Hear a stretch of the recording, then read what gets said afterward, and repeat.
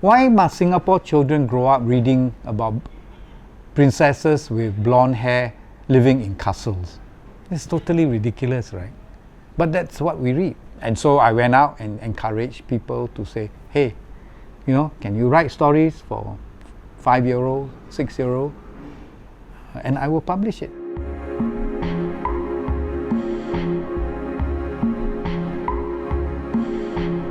I believe that you need Singapore stories. If you want a foreign book, you can go to all the other bookshops in town, right, in Singapore. I mean, they're there. Why do I want to start another bookshop that does the same thing? There isn't. In the whole of Singapore, there isn't a bookshop selling only Singapore books. So I spent the first 20 years of my life, working life, in psychology and journalism. I left after 12 years in the Straits Times and I started a design agency called Epigram. And again, I spent about 20 years designing books, mainly corporate literature. So then somebody gave me a manuscript. I decided, oh yes, I would like to publish it. At first I thought, I'll just publish 1 or 2. But then I realized that this is what I would really like to do for the last 1/3 of my working life, right? So at 60 years old, I started Epigram Books. I think literature at its very best can transform lives. Not in super dramatic way, but change the way you look at things, or maybe spark you to become a lawyer, to a certain kind of profession. And reading fiction is important because it is really the only way to put yourself in the shoes of somebody else. I mean, how else can you know something about a person of a different race, or a person from a different country, or a person from a different profession, right? Because that's not what you are. And in so doing, it makes you quite empathetic, you see. I think in Singapore, we are in danger of having one narrative. A narrative that says, Singapore is a small country, very vulnerable, and we need the PAP or a government that can tell us what to do. But when I decided to publish, that was what I tried to do, you see. Try to find stories that are different from the official narrative, stories that encourage people to look at the other races. Yeah. If you look at the statistics, actually, the growth in the sale of books overseas and in Singapore, it is growing. Not by a lot, 5% maybe, but it is growing, To say that people do not read or fewer people are reading actually isn't true. In the Singapore context, can I say that, maybe they are reading foreign books rather than local books? Maybe. Kino, the big bookshops, right? Times, where they carry a lot of international books. Local books will get overwhelmed by the international books. Well, they are not at a disadvantage in this bookshop because this bookshop sells only Singapore books, so they don't have to compete against the big boys. It benefits you as a person to have a better understanding of the people in your society, your neighbors, your friends, people like that. If you're a Chinese, how much do you know about a Malay person? Unless you have very good Malay friends, the only way you can understand the world of the Malays is to read a book about a Malay character. If you choose to read foreign books, that's also okay, but you mustn't just say, I just want to read foreign books. Then how do you understand your society, right? People always ask me, why are you publishing? And they think that because of ebook, you don't need a publisher. What is the job of a publisher? The job of a publisher is to convert a manuscript, that means what somebody has written in typewritten form or whatever, into a book, into a book.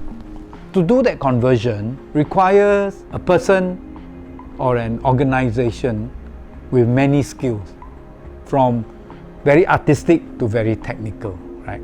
Now the final book, whether it's an e-book or a printed book, you need a publisher. So it's not that, e-book publishing is a sunset industry, they ask you, right? What may be threatened by the e-book is a bookshop, right? If everybody reads e-book, then we don't need a bookshop anymore, right?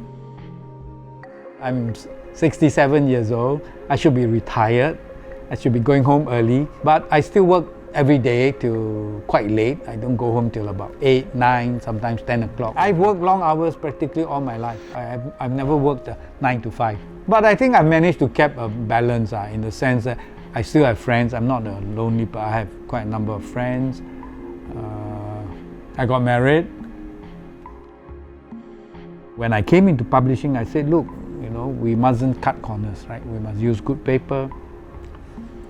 We must design properly. We must edit properly. You imagine you publish 10 titles a year. To get 300 titles, you would have to wait 30 years.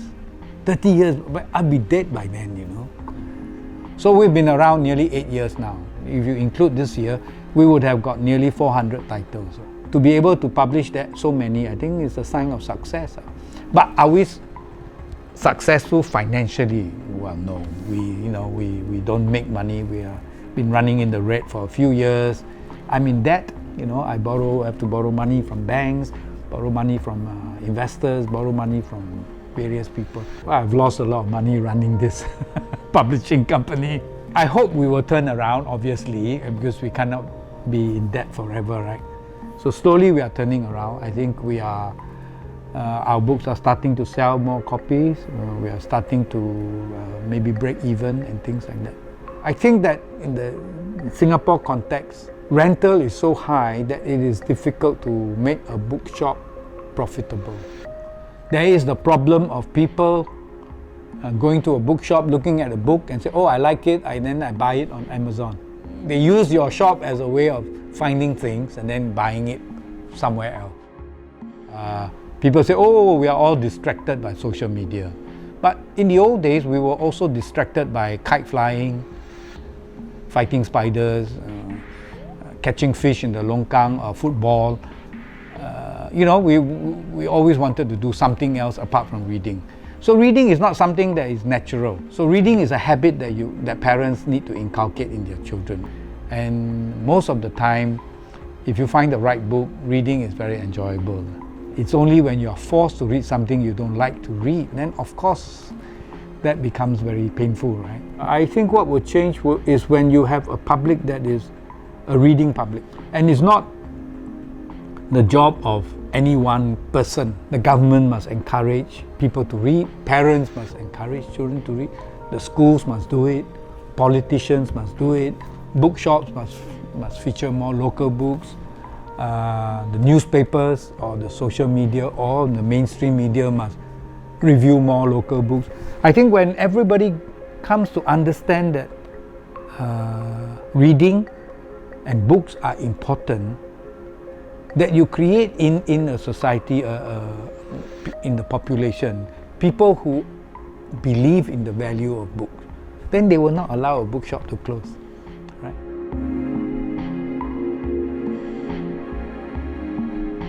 I'm Edmund, and I'm a Singapore business owner.